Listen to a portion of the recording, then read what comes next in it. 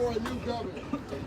It's time for us to end 4 years of one-party governance. It's time to elect a governor who gets it and understands, who has children of his own that he sends to school every day. I believe in governance. Beto. I'm already saying governance.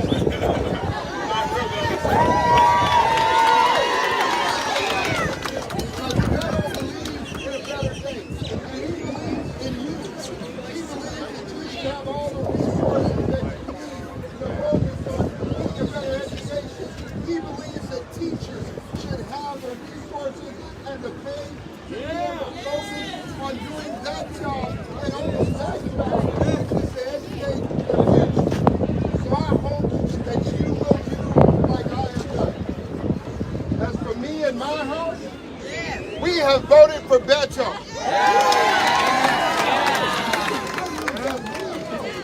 That DeSoto, Grand Prairie, Jacksonville, Cedar Hill, Lancaster, Barron, Glen Heights, Ovilla, Vanderbilt, we know that in order for us to have a better Texas, we've got to come out and vote like we've never done before.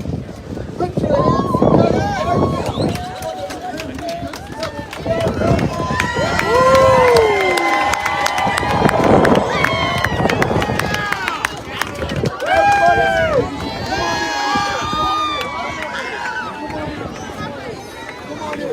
Come on in so I can talk to you. Thank you all for being with us here today. It's an important day. This is the last day to vote early. If you or someone in your life wants to vote in this election, this is the last day before Tuesday to vote early, to cast your ballot, to make sure that your vote is counted and your voice is heard. And this is an election of our lifetimes because our lives are literally on the ballot. That's why it gives me so much hope that all of you have chosen to be here today, to do your part, to stand and to be counted, and to overcome that which has been thrown up against us right now. Let me give you some examples. This state now leads the nation in the number of school shootings that are taking place. Gun violence, the leading cause of death for children and teenagers in the state of Texas. Yes, it is those mass shootings we've heard about in El Paso and Uvalde, Sutherland Springs, Midland, Odessa, but it's also those who are dying in our communities 1, 2, 3 at a time, so numbingly common. Their names no longer make the newspaper. We no longer see their faces on our televisions. The pastor mentioned a grid that does not work in February of 21. That grid failure, when the lights wouldn't turn on, the heat stopped running, the water froze in your pipes. It killed 700 of our fellow Texans. That grid still not fixed going into this next winter. Teachers so underpaid in the state of Texas, so attacked for wanting to teach the full story, history, and facts of our history and who we are and where we came from and what we have overcome right now are leaving the profession by the thousands today. In this great democracy, the right to vote, that which makes everything else possible. It's harder to do that here in Texas than it is anywhere else. And that voter suppression and voter intimidation is not aimed at people who look like me. It is targeted at those who have historically been disenfranchised. Black Texans, brown Texans, the very young, the very poor, the very old, and those with disabilities. That is who they are trying to draw out for making a decision on November 8th for who will be our next governor, who will be our next state representative, where this state will go, by extension, where this nation will go. That means it is up to us at this defining moment of truth to come through. And some of you may have heard this phrase that I just learned about last year called CRT, critical race theory. You all heard about this? It's an effort by our current governor and government to stop the teaching of the true story and history of the state of Texas. Now, why would they want to do that? Let me explain. I told you that we have some challenges. historic ones that we've got to overcome. Life and death challenges for our brothers and sisters, our parents and grandparents. We need to know that not only can we overcome these challenges, but that we have overcome them before and prevailed. I mentioned that it is harder to vote in Texas than in any other state. 99 years ago, the state legislature in Texas forbade voting by black Texans. It was not count the bubbles in this bar of soap. It wasn't how many jelly beans are in the jar. It was not recite this passage from the state constitutions. Literally, in black and white, in state statute, it said if you were black, you could not vote. There was an African-American physician in El Paso, Texas, who the next year, nonetheless, paid his poll tax, tried to vote at his normal polling location, was told they would not allow him to, and he said, I know you can't allow me, but I've got to try.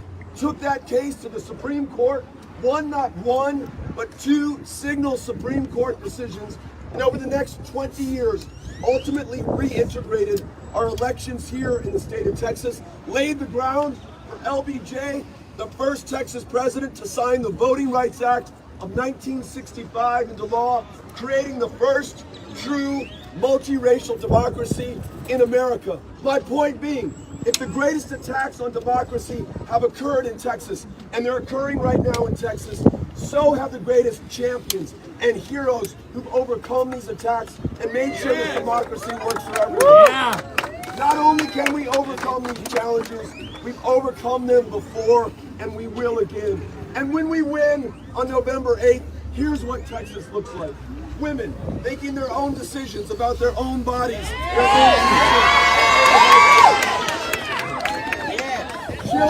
Children's lives prioritized over the interests of the NRA or the gun lobby in the state of Texas.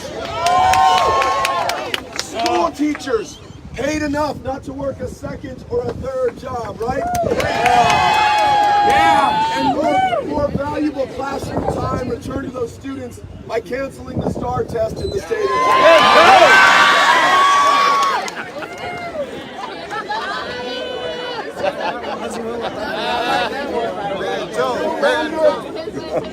No longer putting people behind bars for a substance that is legal in most of the rest of the country. We live in the most incarcerated nation on the planet today, and this state is the most incarcerated state within it. In other words, we put more people behind bars than any other place on the planet.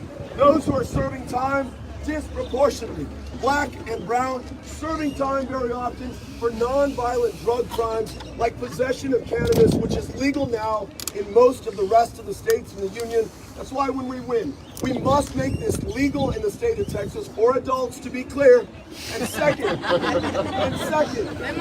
to acknowledge that though Texans of all ethnicities and races use the stuff right now, even if it is illegal, disproportionately, it is black and brown Texans who are stopped by law enforcement, frisked, found in possession, arrested, incarcerated, upon release, have to declare that conviction on every employment application form, every student loan application form, every small business loan application form. That's why we're going to expunge or delete the arrest records of those who've served time for marijuana possession in the state of Texas.